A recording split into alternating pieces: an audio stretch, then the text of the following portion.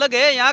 यहाँ के सैनिकों को 4 साल तक रखना और उसके बाद में बिना पेंशन इनको घर भेज देना बिल्कुल सरासर गलत है। एक एमएलए और एमपी है, उनको अगर वो एक बार जीत जाते हैं तो उनको आजीवन पेंशन मिलती है, भत्ते मिलते हैं, पूरी सुविधाएं मिलती हैं। अब उनको जनता जीता के भेजती है और ये योग्य जो उनके लिए कोई शैक्षणिक योग्यता नहीं है, उनके लिए बच्चों की कोई सीमा नहीं है, वो आजीवन पेंशन उठाते हैं। और यहाँ जो देश की सेवा के लिए 4 साल जो अपनी जी जान को अपनी जान की बिना परवाह किए हुए देश की सेवा करते हैं और उसके बाद में 4 साल के बाद में फ्री कर देंगे तो ये लोग कहाँ जाएंगे और इनका घर कैसे चलेगा? इनको पेंशन की सुविधाएं बंद कर दी गई। अगर सर ये ऐसी सुविधाएं बंद कर दी गई तो ये कम उम्र के बच्चे हैं, ये गलत गतिविधियों में, देश विरोधी गतिविधियों में भाग लेंगे। और ये क्या है, ज़्यादातर तो क्या है, या तो आतंकवाद। एक चीज़ बताइए कि ऐसा बताया जाता है कि इस योजना के बाद में गांव के अंदर ये भी कहते हैं पहले सेना के अंदर किसी का सिलेक्शन हो जाता था तो शादी जल्दी हो जाती थी और सब कुछ हो जाता था, अब तो 4 साल बाद रिटायर्ड हो जाएगा। इन सब चीज़ों को लेकर भी चिंताएं होती है? अरे साहब अब तो क्या है, शादी करे क्या? रोजगार खत्म हो गया तो शादी कौन करेगा? हकीकत में हालात बिल्कुल बदतर हैं, इन बच्चों के साथ में बिल्कुल धोखा है। अब जो सपना सजो के कई सब लोग तो क्या है, आर्मी में तो क्या है, कई देशों के लोग तो आर्मी में जाना ही नहीं चाहते हैं साहब। यहाँ की परिस्थितियाँ अलग है, यहाँ के लोग जाना चाहते हैं और वहाँ फैसिलिटी भी मिलती है। जो पहले जो स्कीम थी उसमें बढ़िया फैसिलिटी मिल रही थी, उनको पेंशन की सुविधाएं थी बढ़िया। इसमें 4 साल के बाद में एकदम मुक्त। और देश की जो रक्षा है ठेके पे देना सरासर गलत है। हमारी जो रक्षा है वो ठेके पे नहीं हो सकती, संविदा पे हो ही नहीं सकती साहब।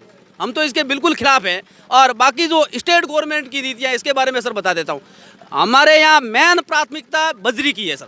अरे बजरी जो हमारे यहाँ की ज़मीन से निकलती है उसके भी हम हकदार नहीं हैं। उसके लिए तो बिल्कुल कोई सरकार की जो रॉयल्टी वगैरह की नीति थी वो बंद कर दी गई। अब लोग कहाँ से बजरी लाएं? सरकार की तरफ से आवास मिल रहे हैं, सरकार की तरफ से टाके मिल रहे हैं। गवर्नमेंट को मालूम है, अधिकारियों को मालूम है कि भाई ये बढ़ते हैं, लेकिन बढ़ाएंगे किससे? बजरी मिलती नहीं है। 30-30, 35-35 हज़ार गाड़ी के लेते हैं। गाड़ी वाले बेचारे 100 रुपये आते हैं, पीछे पुलिस वाले उनसे और वसूली करते हैं और गाड़ी पकड़ी जाती है तो पूरी गाड़ी अंदर। और अभी तक इतने मतलब 8 महीने हो गए हैं, अभी तक कोई ठोस नीति नहीं बन पाई है कि बजरी भाई इनको उपलब्ध हो।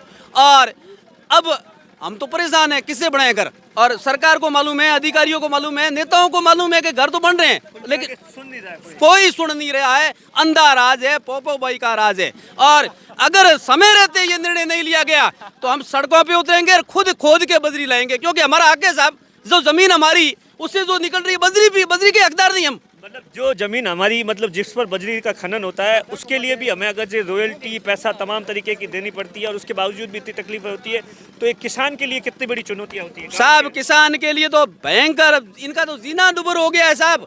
हमारे पास किसान के पास आज ही क्या है? कई बार तो अकाल पड़ जाता है, पैसे तो है नहीं, जैसे तैसे ही हम घर बना रहे हैं। ऊपर से ये जो आवास वगैरह आ रहे हैं, टाके वगैरह आ रहे हैं, उनको बनाने की कोशिश कर रहे हैं। अब टाके में क्या बचेगा साहब? 30,000 की तो आवास के लिए 30,000 की गाड़ी 30-35 हज़ार की आती है कि नहीं आती है साहब? है 35-35 हज़ार रुपये देते हैं अपन, और 40-40 हज़ार रुपये देते हैं और फिर टाके और ये आवास अपन घर बनाएंगे कैसे? अरे घर बनाना भी दुबर हो गया साहब। ऐसा तो अंग्रेजों के राज में नहीं था जैसा अब हो रहा है। कौन सी सरकार से खुश है?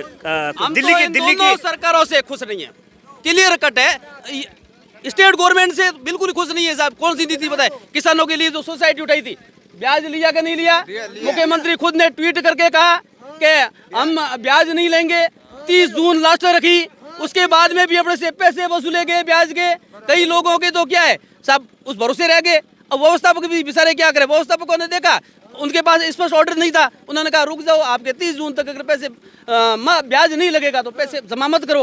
ऊपर से गवर्नमेंट ने, सरकार पैसे भेजती है बहुत सारी योजनाओं के, उनके क्या हाल है? पैसे पहुंच रहे हैं आप लोगों के पास में? हाँ पैसे पहुंच रहे हैं, ये मामला रेडी है, पैसे पहुंच रहे हैं। ये खातों वाला सिस्टम किया है, हम खुश हैं, खुश हैं, बिल्कुल खुश हैं।